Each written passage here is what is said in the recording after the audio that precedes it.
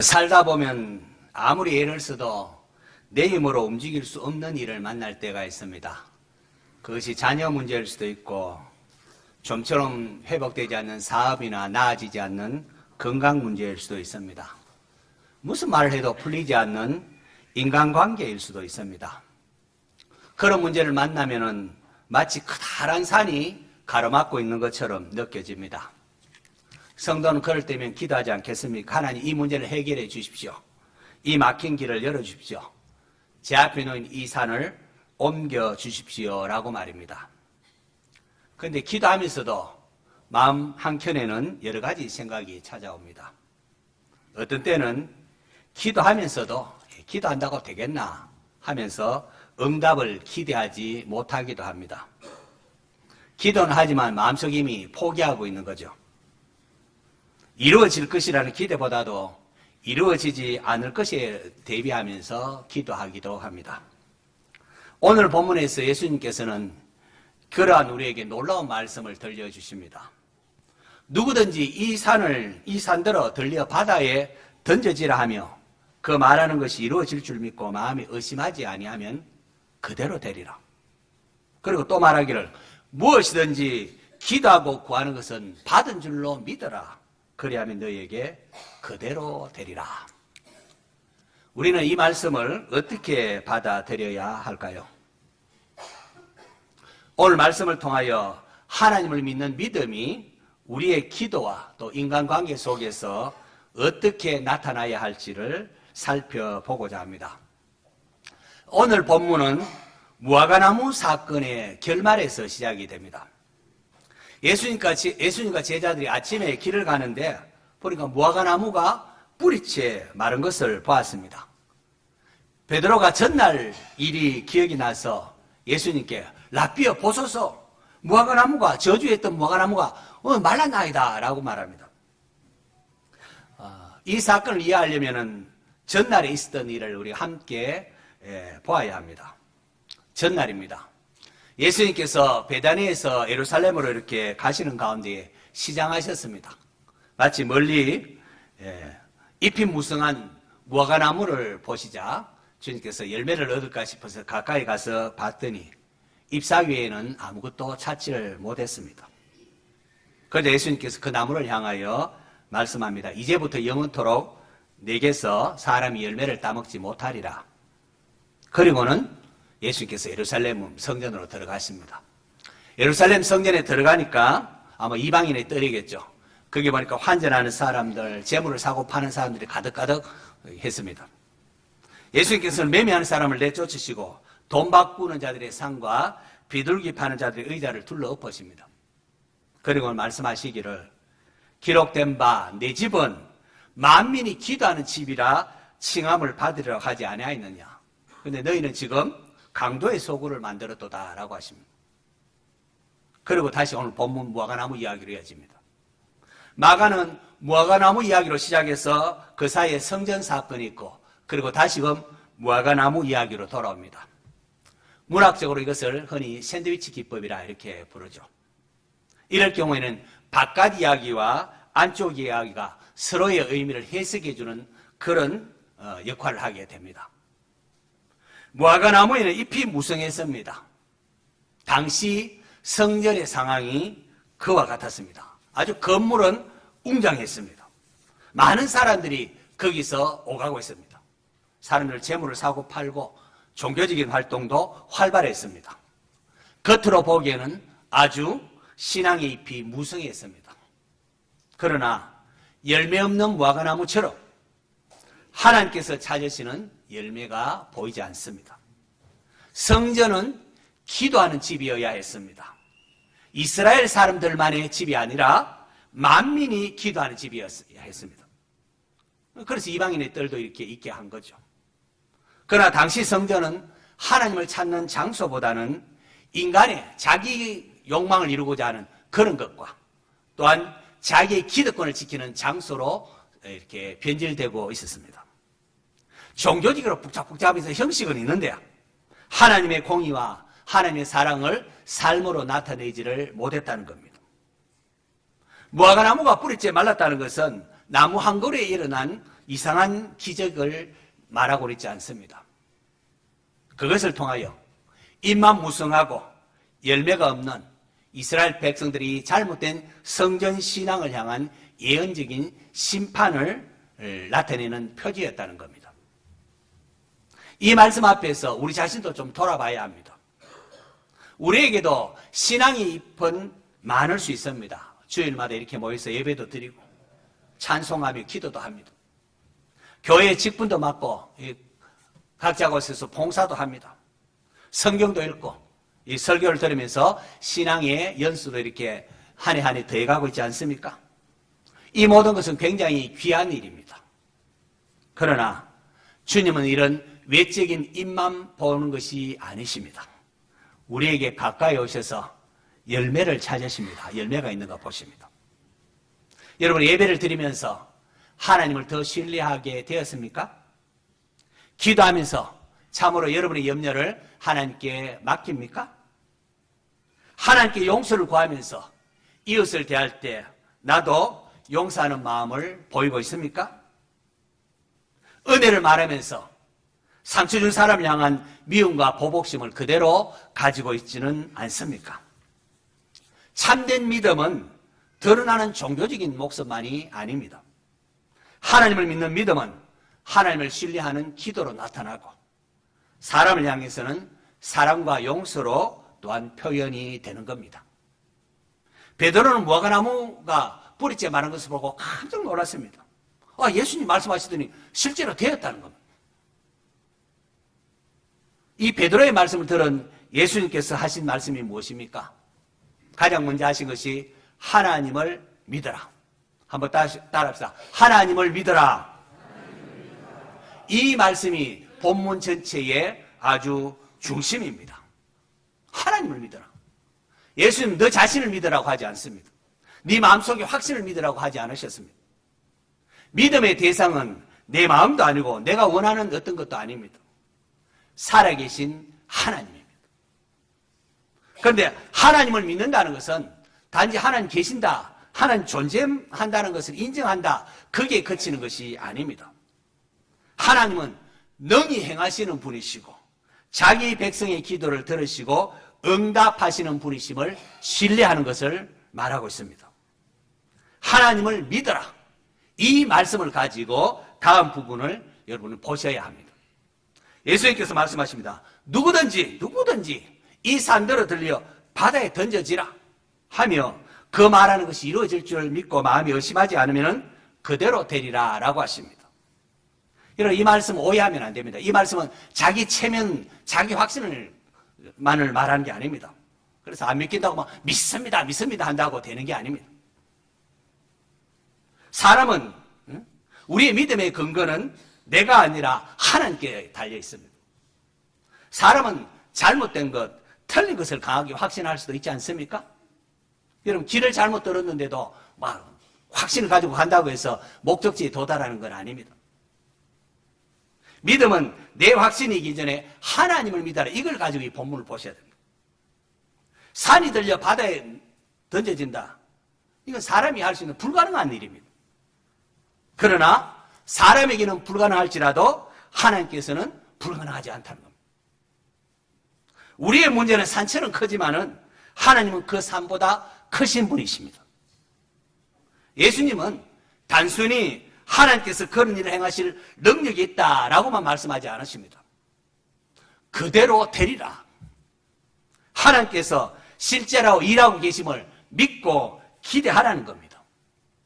24절도 같은 말씀입니다. 약속입니다.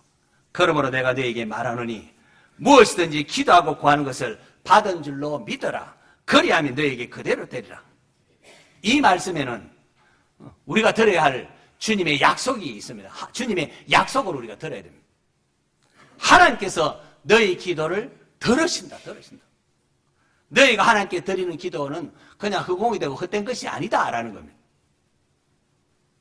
우리는 기도하면서 하나님 정말로 내 기도 들으시는가 의심할 때가 있지 않습니까? 하나님께서 뭐 세상 크게 돌아가는 일에는 관여할지 몰라도 내 개인적인 이런 사소한 문제에 관여하실까 그렇게 의심하기도 합니다. 하나님 과연 내 문제에 관심을 가지고 귀를 기울여 주실까 의심하기가 참 쉽습니다.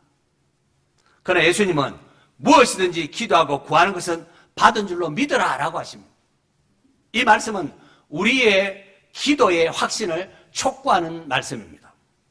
우리가 하나님께 드린 기도가 결코 헛된 게 아니라는 겁니다. 여러분, 우리가 기도할 때에 하나님께서 들으십니다. 믿습니까?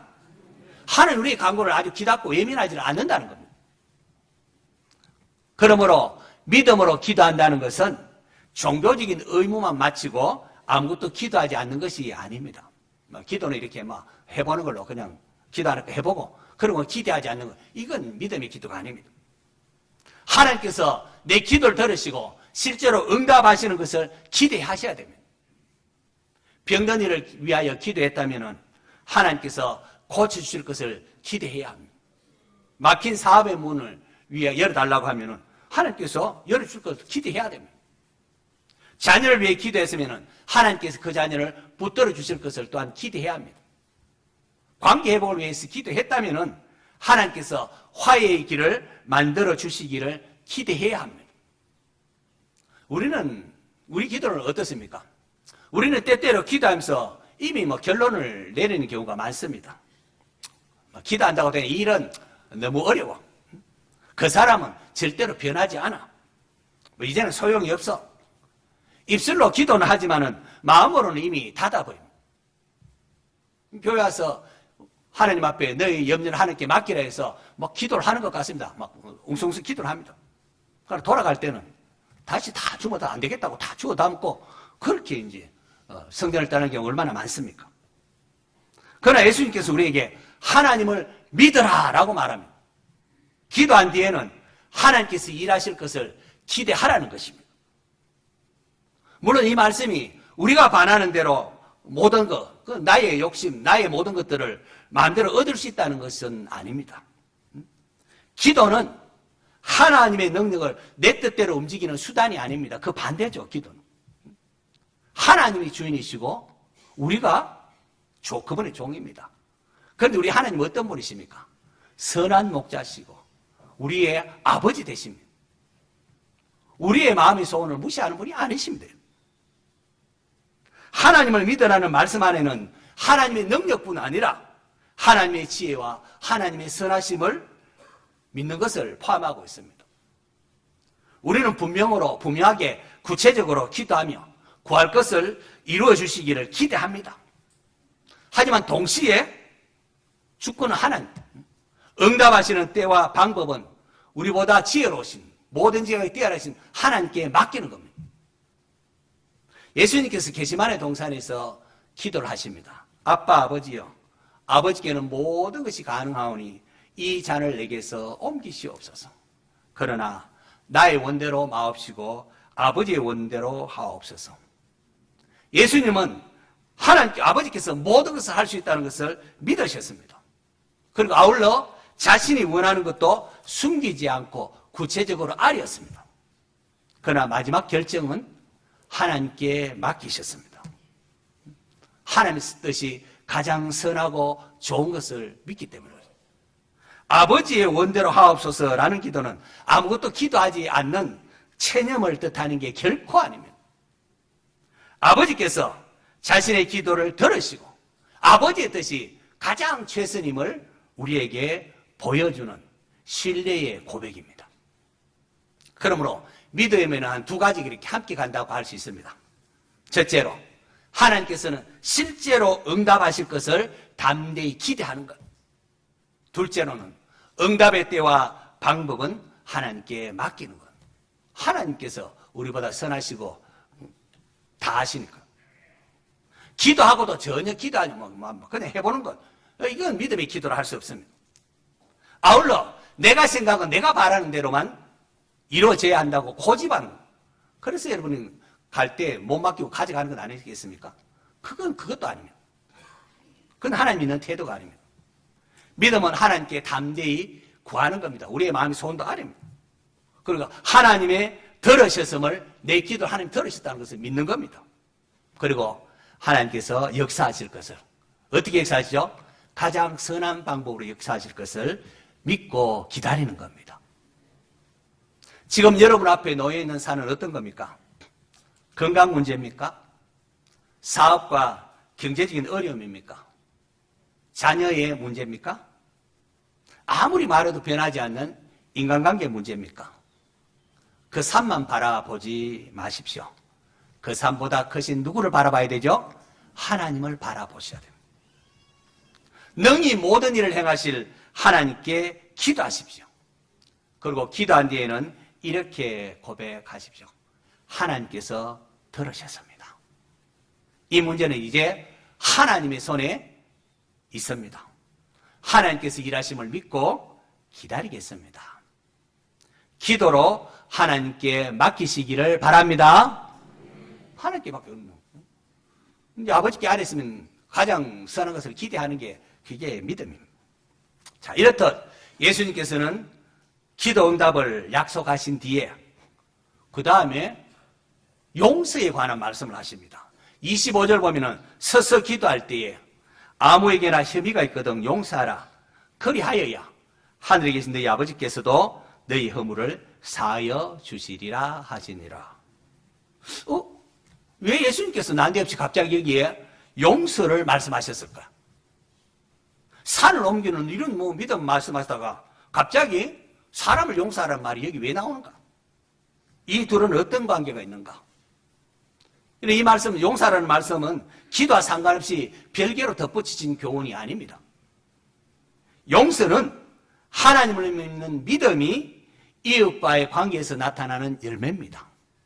하나님과의 관계가 회복되는 사람은 보이지 않는 하나님을 믿는 것은 보이는 사람에게 나타나는 겁니다.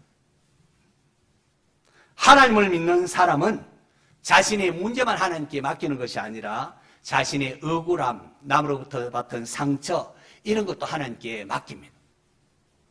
여러분, 우리가 누군가에게 상처를 받으면 마음속에 그것을 곱씹고 하지 않습니까? 어떻게 나한테 그럴 수가 있단 말이에요. 내가 절대 용서 못해요. 두고 봐. 그 사람도 내가 아픈 만큼 아파야 해. 우리는 마음속에 재판정을 열고는 내가 재판관의 자리에 앉습니다. 어떻게 그럴 수가 있냐. 그리고 상대방의 잘못을 계속해서 되뇌기면서 유죄를 선포합니다. 그러는 동안 그 사람이 저지른 잘못이나 이런 것들이 끝난 사건이 아니라 계속해서 내 마음을 붙들고 흔들고 영향력을 발휘하는 힘이 됩니다. 성도 여러분, 내가 당한 일 하나님은 다 알고 계십니다. 겉으로 드러나지 않는 사실과 내 마음의 아픔까지도 하나님은 모두 알고 계십니다. 공의로우신 하나님은 늘 고백하지 않습니까? 공의로우신 하나님은 때가 되면은 행한 일에 심판하십니다. 그러므로 내가 재판관의 자리에 앉지 않아도 됩니다. 용서한다는 것은 그 사람이 잘못하지 않았다 말하는 게 아닙니다. 범죄와 폭력을 묵인하거나 필요한 책임을 묻지 말라는 뜻도 아닙니다. 누군가의 안전을 지키기 위하여 거리를 둬야 할 때도 있고 또 정당한 절차에 따라서 책임을 물어야 할 때도 있습니다. 용서는 잘못을 없던 걸로 만드는 것이 아니라 내가 직접 보복하려는 것을 내려놓는 겁니다. 최종 판단을 하나님께 맡기는 겁니다. 그래서 그 사람을 인해 내가 받은 이 상처들, 이 상처가 더 이상 나의 삶을 지배하지 못하도록 하나님께 넘겨드리는 겁니다. 하나님, 저는 아직도 이 일을 못 잊겠습니다. 생각하면 여전히 아픕니다. 그러나 제가 직접 갚지는 않겠습니다. 이 사람과 이 일을 이제는 주님의 손에 맡깁니다. 주님께서 바르게 판단하여 주옵소서. 이렇게 기도하는 것이 용서의 시작입니다. 예수님은 기도를 마친 뒤에 이제 기분이 좋았을 때 그때 가서 용서하라 이렇게 하지 않으셨습니다. 서서 기도할 때에, 못할 때에, 서서 기도할 때에 아무에게나 혐의가 있거든 용서하라.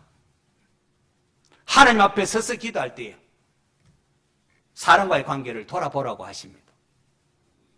우리는 하나님 앞에 나와서 하나님 한 주간도 잘못한 거 용서해 주십시오. 그렇게 기도하지 않습니까? 하나님께서 오래 참아주시고 다시금 기회를 달라고 기도합니다. 그러면서 다른 사람 내게 저지른 허물에 대해서는 두고 봐라, 끝까지 보복하겠다, 그런 식으로 마음을 갖고 하나님 앞에 나올 수는 없다는 겁니다.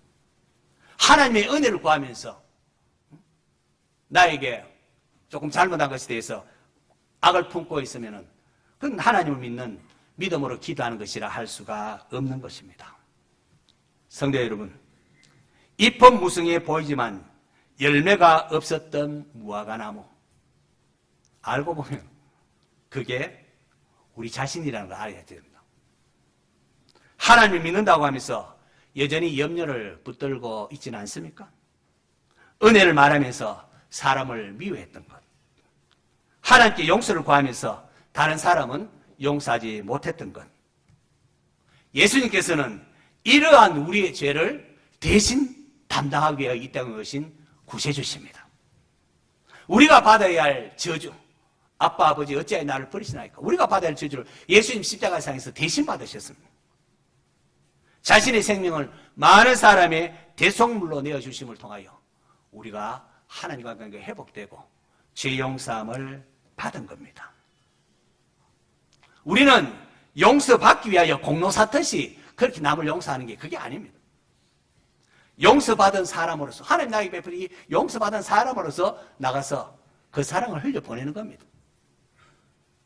용서는 구원받은 성도가 당연히 맺어야 할 열매입니다. 하나님 그 열매를 찾겠다고 하십니다.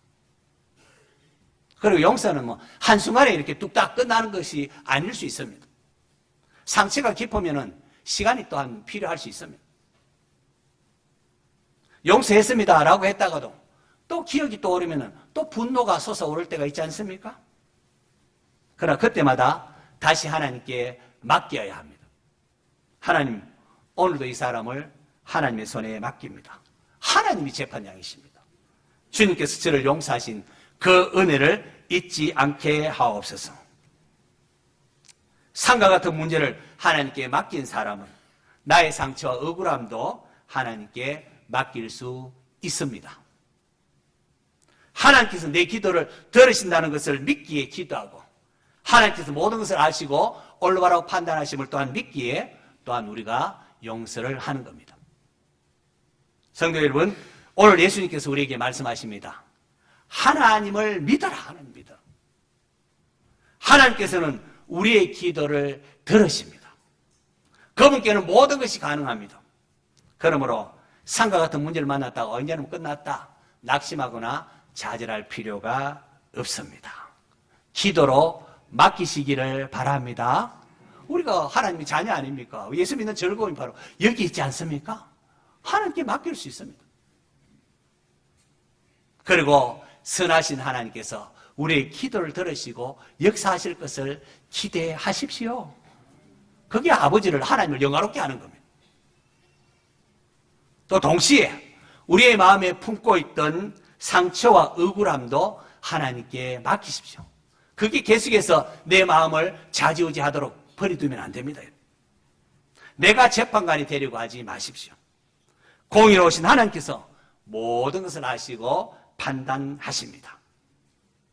여러분, 입만 무성하고 열매가 없는 무화과 나무가 되어서는 안 됩니다. 예배와 기도의 형식은 있지만은 믿음과 사랑과 용서가 없다면은 주님 찾으시는 그런 신앙이 아닙니다. 기도로 맡기십시오. 또 사랑으로 품으십시오. 오늘 예배에 참석한 여러분 모두 하나님께서 찾으시는 아름다운 열매를 풍성하게 맺게 되시기를 주님의 이름으로 축원합니다.